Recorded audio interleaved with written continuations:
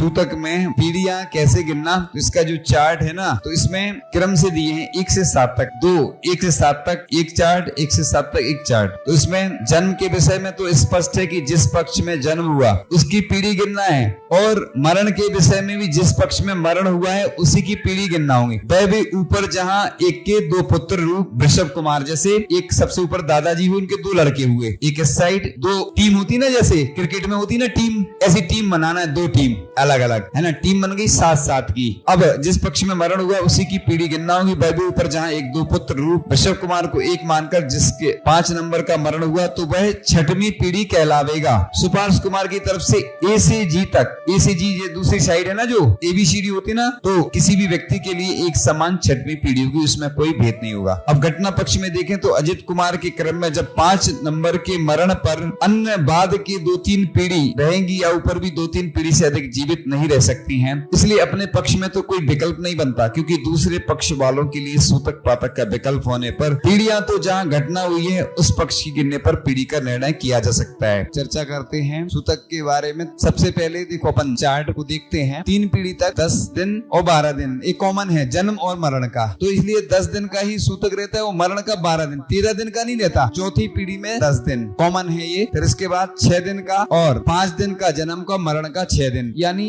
अपन को जितना मानना हो। ये जो इसमें चार्ट दिया है इंटरनेशनल चार्ट है, मतलब ये पूरी जिनवाणी और जहां जहां मिलता है, इसके अलावा शायद हमें अभी तक तो नहीं मिला। और अब 5वीं पीढ़ी में 6 दिन का भी है। ये दोनों चल रहे हैं, जन्म और मरण एक साथ, क्योंकि क्या है वो अंतर जितना आता है वो डिफरेंस अलग से दिया है। फिर 5 दिन, जन्म का 4 दिन, मरण का 5 दिन, तो इसमें 6, 5, 4 3 मत हैं इसमें, जो कैलकुलेशन करके, तो हम ये हमारा कैलकुलेशन खुद का, ये कहीं ग्रंथों में नहीं मिलता। हम क्या करते हैं, तीनों को जोड़ के 3 का भाग दे देते हैं, तो ये एवरेज आ जाता। अब 6वीं पीढ़ी में आएगा 4 दिन, और जन्म का 3 दिन और मरण का 4 दिन, यानी चौथी और 5वीं में सबसे ज्यादा समस्या है। कौन सी पीढ़ी में? चौथी और 5वीं पीढ़ी। 6वीं में कोई समस्या नहीं, क्योंकि 4 और 3 दिन का 1 दिन का अंतर है, तो कोई समस्या नहीं। अब 7वीं पीढ़ी में 3 दिन और 1 दिन भी लिखा है, एवं 7वीं पीढ़ी से आगे सूतक नहीं माना। ये क्या है, आचार्यों ने तो मूल रूप से लिख दिया, ये क्रिया कोश में पंडित किशन सिंह जी हुए हैं, उन्होंने क्रिया कोश में दिया है पीढ़ी के आदि के बारे में। फिर इसके बाद 8वीं पीढ़ी में 1 दिन रात। अब जितने भी जहां जहां लोग सुनेंगे, ये बात सुन रहे हैं, सुनेंगे, उन सब के लिए एक ही बात है कि लोग जो सूतक से बचना चाहते हैं वो क्या करें, चार्ट बना लें अपना।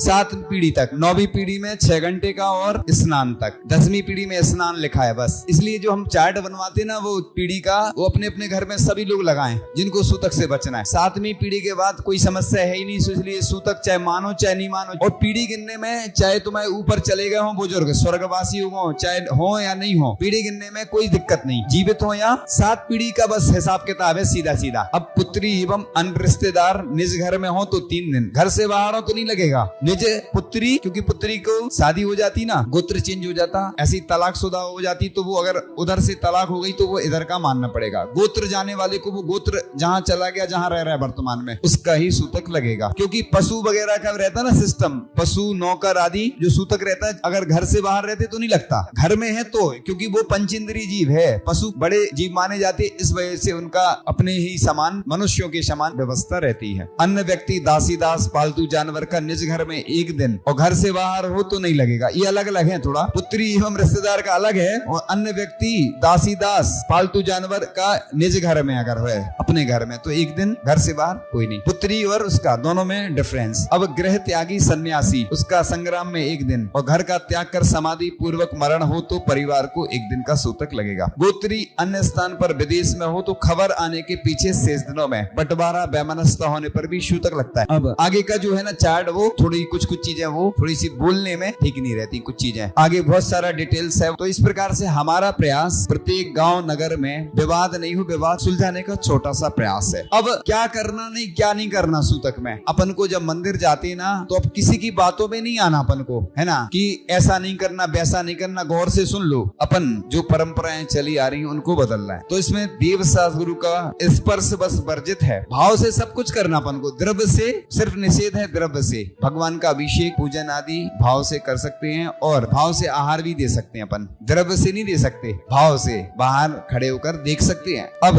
अपन को देखो पाटा आदि छूने में कोई दिक्कत नहीं है, नहीं छुओ तो बहुत अच्छा, प्लास्टिक की चटाई में दूर बैठो तो कोई दिक्कत नहीं है कि साथ में नहीं बैठ सकते। सिर्फ गर्भगृह में मना इसलिए, गर्भगृह पवित्र रहता है। आपको मालूम है किन को प्रवेश रहता है गर्भगृह में? शुद्धि के वस्त्रों में रहता है प्रवेश। जिस प्रकार से चौके में शुद्धि का ध्यान रखते, आपने देखा होगा महाराज जी सामान्य से बैठते तो आप जाते दर्शन करने, या हम लोग रोड सड़क पे जा रहे हैं, उधर सूला रहता है क्या सड़क में? तो अगर कोई बगल से निकल जाए, इतना कोई अशुद्ध नहीं है व्यक्ति जितना बना दिया, लेकिन गर्भगृह में प्रवेश नहीं है। तीसरे दिन जबकि मरण हो जाता है व्यक्ति का, तो तीसरे दिन प्रवेश हो जाता है। आप मंदिर कराने जाते कि नहीं जाते? तो फिर वो क्या गलत हो गया? जब मंदिर में ले जा रहे हैं, गर्भगृह में प्रवेश नहीं कराते, कोई स्पर्श नहीं कराते। गंदों तक ले सकते हैं दूसरे से, कोई दिक्कत नहीं। गंदों तक अपन नहीं ले सकते डायरेक्ट, दूसरा कोई देता है जल्दी वो, फिर अपन ने गंदों तक ले लिया, इसलिए कोई दिक्कत नहीं गंदों तक लेने में। और कमरे में भी दर्शन करने में कोई दिक्कत नहीं। कहीं मिट्टी आदि में जाती है तो 24 घंटे का मानती, 24 घंटे का कहीं नहीं लिखा। शाम को अगर हो गया, सुबह स्नान करके पूजन अभिषेक करो, आहार दो, कोई लिखा ही नहीं है। दान के बारे में शांति धारा में अपन नाम बुलवा सकते, कोई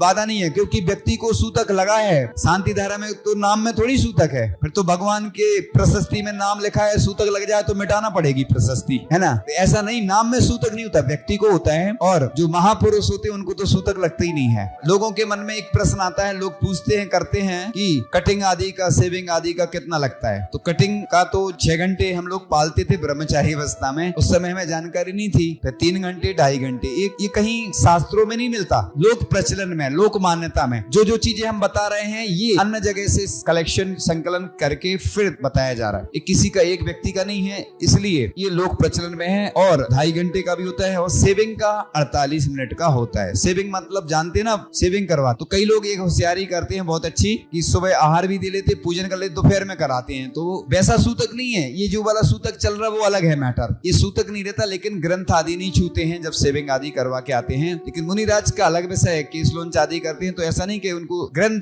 धबला आदि जो बड़े ग्रंथ रहते हैं वो ग्रंथ जो स्वाध्याय आदि नहीं करते हैं। सूतक पर संपत्ति के बंटवारे अन्य स्थान या विदेश में रहने। कई लोग क्या बोलते हैं कि हमारी तो उनसे बुराई है, बोलचाल बंद है। किसी की भले ही किसी से बोलचाल बंद है, सूतक में बोलचाल से कोई मतलब नहीं है। इसलिए संपत्ति के बंटवारे अन्य स्थान विदेश में रहने, पारिवारिक वैमनस्यता होने का प्रभाव नहीं पड़ता। विदेश में रहने वाले अलग अलग निवास व्यापार होने पर भी सूतक का दोष लगेगा। इस पर वंश गोत्र के अनुसार लगता है। यही कारण है कि विवाहिता पुत्री सूतक से अशुद्ध नहीं होती। प्रतिष्ठा पाठ के अनुसार प्रतिष्ठा कार में सम्मिलित पात्रों का सकलीकरण एवं नांदी विधान के बाद जिसमें शुद्धि करके गोत्र परिवर्तन कर दिया जाता है। जो पंचकर्णक होता है उसमें होता है नांदी विधान। नांदी विधान से गोत्र आपका चेंज कर दिया जाता, क्योंकि आप उस समय पंचकर्णक के पात्र हैं, इसलिए गोत्र परिवर्तन हो गया। लेकिन आप अकेला धागा बांध लो और सूतक नहीं लगे तो ऐसा नहीं होता। हाँ, जाप शुरू कर सकते हैं, लेकिन किसी ब्रह्मचारी जी, पंडित जी प्रतिष्ठाचार्य आदि से समझ के करें। क्योंकि क्या होता है ना कि लोग गिला मौली बंधन कर लिया तो इससे नहीं सूतक से बचते। सूतक में संकल्प महत्वपूर्ण होता है। इसलिए आप कहीं बाहर जा रहे हैं, मान लो 10 दिन के लिए तीर्थ क्षेत्र पर चौका आदि लगाने जा रहे हैं आप लोग, या तीर्थ यात्रा पर जा रहे हो, तो पहले से त्याग कर दो आप, तब फिर सूतक नहीं लगेगा। इस प्रकार से धार्मिक आयोजन में संलग्न पात्र जिसका सकलीकरण हो चुका हो उनको भी सूतक नहीं लगता, परंतु ऐसे पात्रों को सूतक स्थान में जाना, उस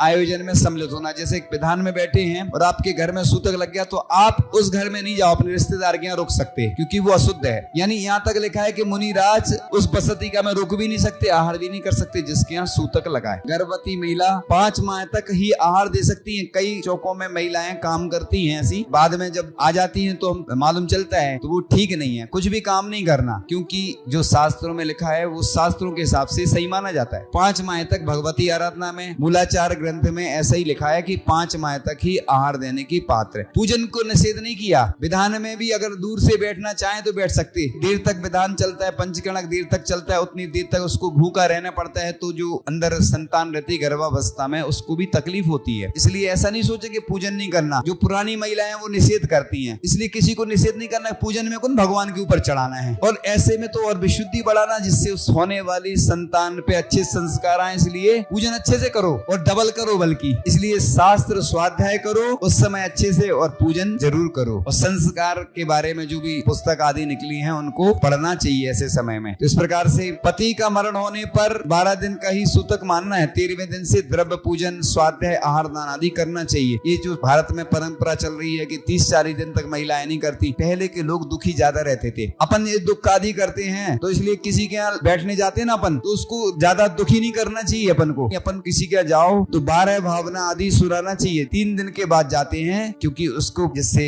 अच्छा लगे। अपन लोग उल्टा क्या हो गया था इस टाइप से पूछते हैं, वो और दुखी होता है। ये जो परंपरा चल रही है जैन धर्म के हिसाब से ठीक नहीं है। अन्य धर्म में जो चलती वो जाने, लेकिन जैन धर्म में तो अपन उसको अच्छी सी कोई चीज ले जाओ। उल्टा होता है, कोई कितना तेरही में नहीं जाना चाहिए, तो तेरही में का मतलब रिश्तेदारों के बाहर जाते हैं तो भोजन तो करना ही पड़ेगा, होटल में थोड़ी खाएगा व्यक्ति, लेकिन लोकल में नहीं जाए। और लोकल में कुटुंब के हैं तो उनके यहाँ कोई मना नहीं है। तेरही का त्याग है जिनका, खाए नहीं तो बहुत अच्छा, लेकिन अगर खाना पड़ा। तेरही का मतलब जो बर्तन वगैरह बांटते ये गलत परंपरा है। एक तो बेचारा चला गया और तुम बर्तन बांट रहे। हाँ, अगर आपको देना है तो मंदिर को दो, ग्रंथ प्रकाशन करवा सकते, उनकी स्मृति में वेदी बनवा सकते, ये तो अच्छा काम है, ये इसमें कोई बाधा नहीं है, क्योंकि ये तो धार्मिक काम है, पुण्य। रविवार बुधवार को किसी के मृत्यु के बाद बैठने नहीं जाते, यह मान्यता शास्त्रों से भी ठीक नहीं बैठती, ऐसा कहीं लिखा नहीं है। इसी प्रकार से जन्म या मृत्यु के दिन तीसरे दिन तक मंदिर के बाहर से जहाँ प्रतिमा के दर्शन होते, जैसे मानसतम इसलिए बनाए जाते, मंदिर में तीसरे दिन से तो प्रवेश चाहे जन्म का हो चाहे मरण का हो। ये तो आपको भी मालूम है कि जहाँ पे वो होती ना प्रसूति होती है, वो स्थान अशुद्ध माना जाता है ना। बच्चे को भी 40-45 दिन, 2 मत आते ना, उतने दिन में दर्शन कराते। यही कारण है कि घर में घर नहीं होता पूरा अशुद्ध, वो स्थान अशुद्ध माना जाता है। मैं तो एक बहुत अच्छी बात कहना चाह रहा हूँ कि जो मंदिर में काम करता ना, जो उसको भी स्नान करके मंदिर में आना चाहिए। अगर वो ग्रस्त है तो कोई भी ग्रस्त को मंदिर में और मुनिराजों को स्पर्श नहीं करना चाहिए बिना स्नान के। जिनवाणी को भी माला आदि फेरना वो बात अलग है, अगर स्नान करके करे तो बहुत अच्छा, हाथ से करता है वो अलग बात है। ग्रस्तों के लिए लिखा है, ब्रह्मचारी को शुद्ध कहा है, हमेशा शुद्ध रहता ब्रह्मचारी, इसलिए ब्रह्मचारी की बात अलग है। ग्रस्तों के लिए मंदिर में प्रवेश नहीं करना चाहिए। 24 घंटे की बात आती है कि किसी के मरण के बाद बैठने जाते हैं अथवा अंतिम संस्कार में शामिल होते तो दूसरे दिन प्रातःकाल पूजन एवं आहादान कर सकते हैं। इस प्रकार से व्रती की समाधि होती है और घर का त्याग कर देता है और किसी साधु के पास सल्लेख न लेता है तो 1 दिन का ही सूतक। घर का त्याग कर दिया तो 1 दिन का। अपन किसी रिश्तेदार के यहाँ जाते तो उसके यहाँ अगर सूतक है तो पूजन की तरफ उसकी नहीं ले सकते अपन। ये बहुत गलत परंपरा है पूरे भारत में कि सूतक यहाँ लगा और कोई बंबई में रह रहा उधर शुद्धि कर रहा है, ये गलत परंपरा है। परिवार के लोगों को ही कपड़े वगैरह जो शुद्धि करते वो करना चाहिए, बाकी बाहर जो रहते हैं उनको जरूरत नहीं है, क्योंकि काल के द्वारा शुद्ध हो जाता। नहीं तो फिर अगर तुम पूरे वस्त्र धो रहे तो पूरे गेहूं चावल सब धोना, पूरा घर में जितनी चीजें हैं ना सब धोना। फिर बगल में इसलिए धोना पड़ता है कि बगल में जाते आते रहते ना, तो मरण हुआ है या जन्म हुआ है ना, तो आसपास रहते, दूर रह रहे ना या दूसरे नगर में रह रहे तो उनको कोई शुद्धि की जरूरत नहीं है। ये जाने कौन सी परंपरा पुरानी चल रही है, हम तो समझ में नहीं आती। और अगर शुद्धि करो तो पूरी करो ना, फिर पूरा घर और पूरा जो गेहूं चावल है जो कपड़े पूरा, बिल्कुल ये सब